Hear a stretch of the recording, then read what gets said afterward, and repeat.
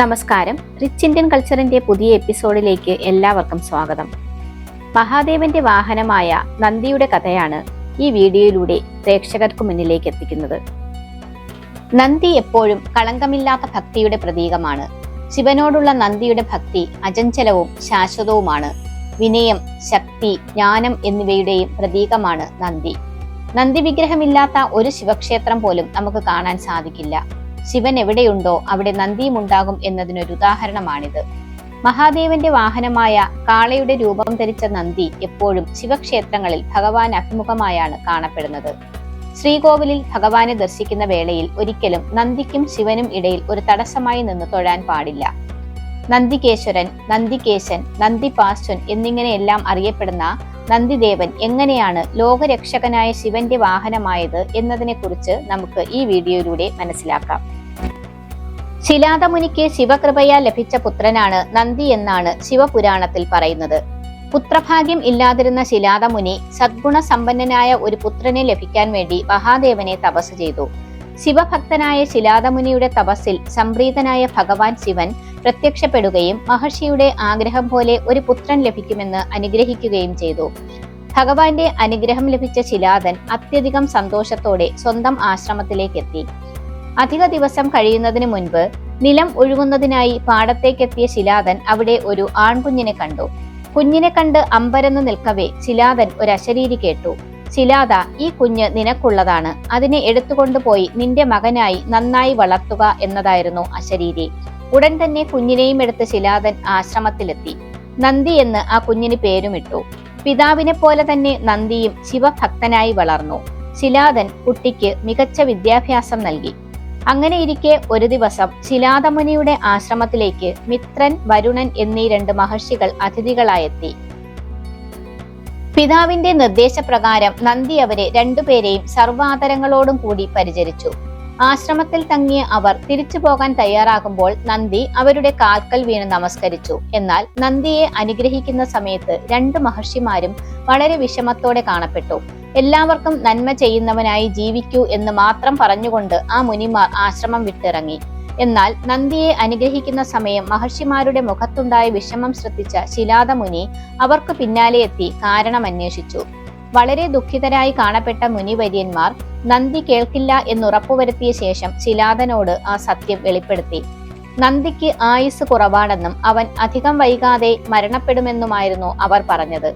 ഇത് കേട്ട് അതീവ ദുഃഖിതനായി തീർന്ന ശിലാദമുനി തിരികെ ആശ്രമത്തിലെത്തി. പിതാവിന്റെ ദുഃഖത്തിന്റെ കാരണം അന്വേഷിച്ച നന്ദിയോട് മുനി സത്യം വെളിപ്പെടുത്തി. നന്ദി ഭയപ്പെടുകയോ കരയുകയോ ചെയ്യുമെന്നാണ് ശിലാദൻ കരുതിയത്. എന്നാൽ നന്ദിക്ക് യാതൊരു ഭാവവ്യത്യാസവുമില്ലായിരുന്നു. പകരം നന്ദി പറഞ്ഞത് ഇപ്രകാരമായിരുന്നു: പിതാവേ, അങ്ങ് ശിവഭഗവാനെ നേരിൽ ദർശിച്ചിട്ടുള്ളതല്ലേ? ശിവനേക്കാൾ വലിയ ശക്തി മറ്റൊന്നില്ല.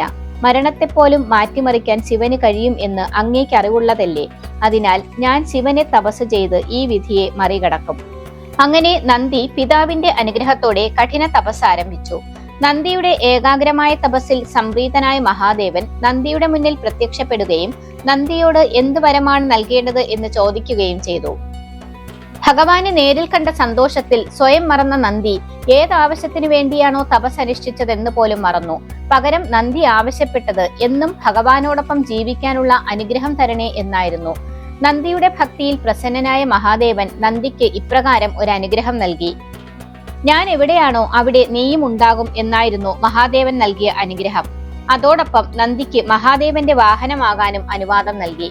അപ്രകാരം മഹാദേവൻ നന്ദിയെ സന്തത സഹചാരിയാക്കുകയും ചെയ്തു. മഹാദേവന്റെ ഭൂതഗണങ്ങളുടെ പ്രധാനിയും കൈലാസത്തിന്റെ കാവൽക്കാരനുമായ നന്ദി പിന്നീട് എപ്പോഴും ഭഗവാനോടൊപ്പം തന്നെ ജീവിച്ചു. അങ്ങനെ നന്ദി സ്വന്തം വിധിയെ മാറ്റിയെഴുതി. ശിവന്റെ വാഹനമായ ഋഷഭമാണ് നന്ദി. കാളയുടെ തലയും മനുഷ്യന്റെ ഉടലോടെയും നന്ദിയെ ചില ക്ഷേത്രങ്ങളിൽ കാണാം. അധികാര നന്ദി എന്നും നന്ദികേശൻ അറിയപ്പെടുന്നു.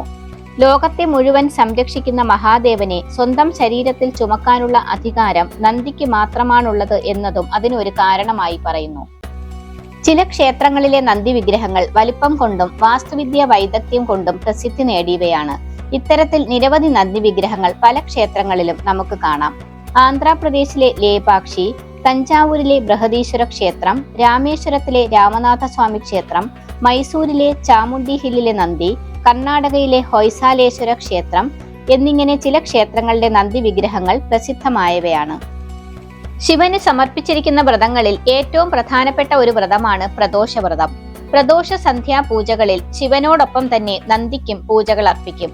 പ്രദോഷ പൂജാ സമയത്ത് ശിവനും നന്ദിക്കും ഒരേ സമയം അഭിഷേകം നടത്തും എന്നത് ശ്രദ്ധേയമാണ്.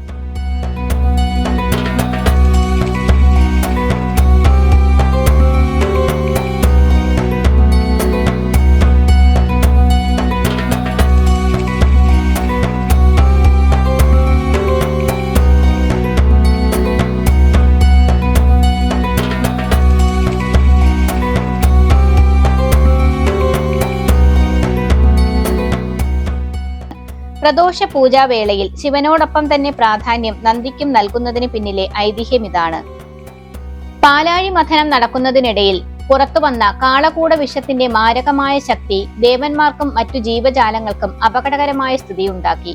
വിഷത്തിന്റെ അതിശക്തമായ ചൂട് എല്ലാത്തിനെയും നശിപ്പിക്കാൻ തുടങ്ങി. ആ സമയം കാളകൂട വിഷത്തിന്റെ ശക്തിയാൽ വിവശരായ ദേവന്മാർക്കും മറ്റു ജീവജാലങ്ങൾക്കും നന്ദിദേവൻ തന്റെ നാവിനടിയിൽ അഭയം നൽകി. അതേസമയം ശിവൻ കാളകൂട വിഷം വിഴുങ്ങുകയും പാർവതി വിഷത്തെ ശിവന്റെ തൊണ്ടയിൽ തടഞ്ഞു നിർത്തുകയും ചെയ്തു. അതിന്റെ ഫലമായി ശിവന്റെ കഴുത്ത് നീലനിറമാകുകയും ഭഗവാന് നീലകണ്ഠൻ എന്ന പേര് വരികയും ചെയ്തു. ഭഗവാന്റെ ഈ പ്രവൃത്തിയാൽ സർവ്വ ജീവജാലങ്ങളും രക്ഷ നേടി. നന്ദി സൂചകമായി ദേവന്മാർ ശിവന് പ്രാർത്ഥനകൾ അർപ്പിക്കാൻ തുടങ്ങി.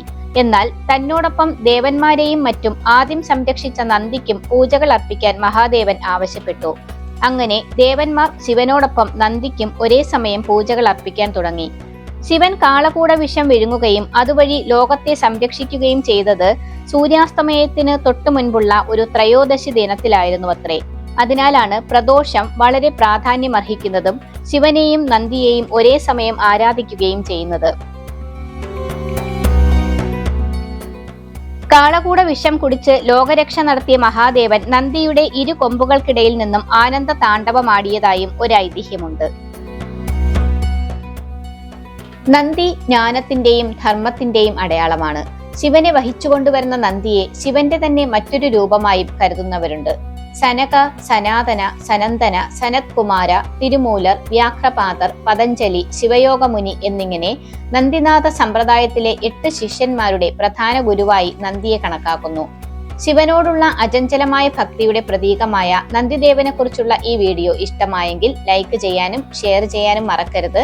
അതുപോലെ ചാനൽ സബ്സ്ക്രൈബ് ചെയ്യാത്തവർ ദയവായി സബ്സ്ക്രൈബ് ചെയ്യുക. മറ്റൊരു വീഡിയോയിലൂടെ നമുക്ക് വീണ്ടും കാണാം. നമസ്കാരം.